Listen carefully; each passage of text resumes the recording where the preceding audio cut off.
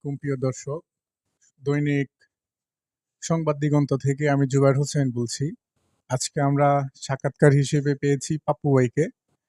বর্তমান সময় এবং পূর্বের সময় সম্পর্কে কিছু ভূমিকা রাখবেন আপনি। ধন্যবাদ জুবাইর হোসেন আপনাকে। আপনি আমার কাছে আসছেন তখনকার এবং এখনকার দেশের পরিস্থিতি সম্বন্ধে জানার জন্য। আসলে আমরা যারা বাংলাদেশে বাঙালি হিসেবে বসবাস করছি, আর নিতান্তই আমরা অসহায় সোজা কথা। কারণ আমরা সকলের কাছেই জিম্মি। আমরা আসলে কোনো সরকারকে দোষ দিব না। দুর্ভাগ্য আসলে আমাদের। তো এই কথার উপর ভিত্তি করে আমার কোন এক কবি উক্তিটা দিয়েছেন আমার সঠিক মনে পড়ে না। কিন্তু সেই উক্তিটা আমি আপনাকে বলি। সেই কবি বলেছিলেন যে, "সার্থক জনম মাগো জন্মেছি এই দেশে।"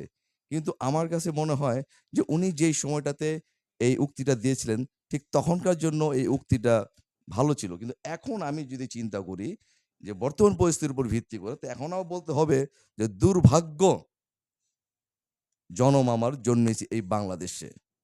তো বুঝতেই পারছেন যে আমরা আসলে কতটা অসহায়।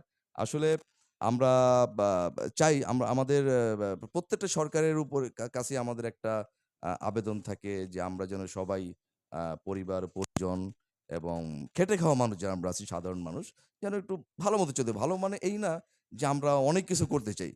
আমাদের নিরাপত্তা, কর্মসংস্থানের একটা আ বা সুবিধা এগুলা। কিন্তু আসলে আমাদের কোনো সরকার এটা আসলে করতে পারে না বা করে না। তারা আসলে চেষ্টা করে। কিন্তু এটা মানে কোথায় যেটার ঘাপলাটা এটা আসলে আমরা নিজেরাও জানি না। আমাদের বোধগম্য না আসলে এটা কি।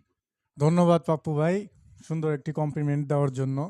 ইনশাল্লাহ আমাদের এই বার্তাটা আমরা প্রধানমন্ত্রীর কাছে প্রেস করব এবং যত তাড়াতাড়ি সম্ভব বাংলাদেশকে আমরা পুনর্গঠন করার চেষ্টা করব। ধন্যবাদ।